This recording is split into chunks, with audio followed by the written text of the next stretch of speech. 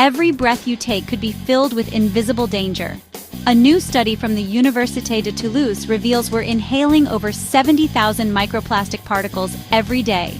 In our homes and cars, 100 times more than we thought. These tiny plastics can sink deep into our lungs, and scientists warn they might be linked to serious health risks. Let's uncover this hidden threat and what we can do about it.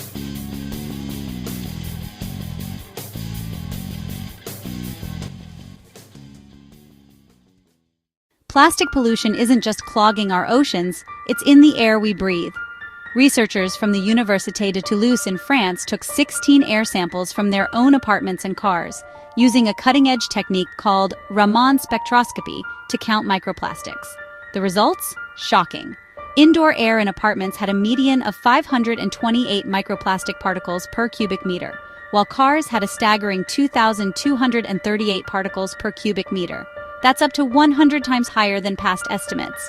Here's the scariest part. 94% of these particles are smaller than 10 micrometers, tiny enough to slip past our body's defenses and lodge deep in our lungs. The study estimates we inhale about 71,000 microplastic particles daily, with 68,000 of them being these lung-penetrating specks. Since we spend 90% of our time indoors, this invisible threat is all around us.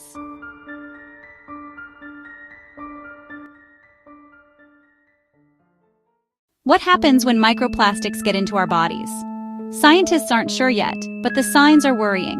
Recent studies link microplastics to increased risks of cancers, fertility issues, stroke, and chronic lung conditions like asthma and fibrosis. These tiny particles can carry toxic additives like BPA and phthalates, which may disrupt our immune system, or even reach our bloodstream, brains, and placentas. Researchers Jeroen Sonke and Nadia Yakovenko warn, microplastics in the air, especially indoors, may be an invisible threat we are only beginning to understand. Where do these microplastics come from? Everyday items. Carpets, curtains, furniture, synthetic clothes, and car interiors, think dashboards and seat fabrics, shed tiny particles due to heat, friction, and daily wear. Cars are worse because their enclosed spaces trap particles with limited ventilation, making your daily commute a hotspot for exposure.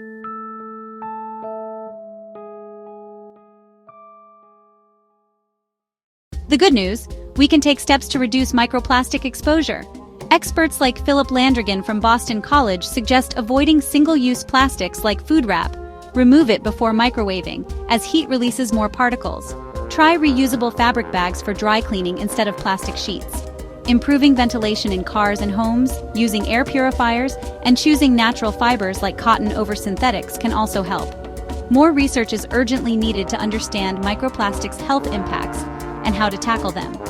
This study, published July 30th, 2025 in PLOS One, is a wake-up call. As Professor Thava Palanisamy from the University of Newcastle said, it raises concerns surrounding the long-term impact of microplastics on human health. Scientists are now pushing for better air quality standards and ways to make products with less plastic pollution. We're breathing in 70,000 microplastic particles a day, but we can fight back.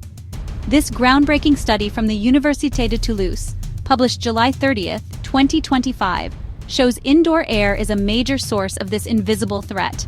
Join the conversation with #microplastics and #cleanair on X, and check the description for the PLOS One study and tips from the Natural Resources Defense Council. Are you shocked by how much plastic we're breathing? Share your thoughts in the comments, and let's push for a cleaner, healthier future. Don't forget to like, subscribe, and hit that bell for more eco news. Thanks for watching, and let's clear the air together.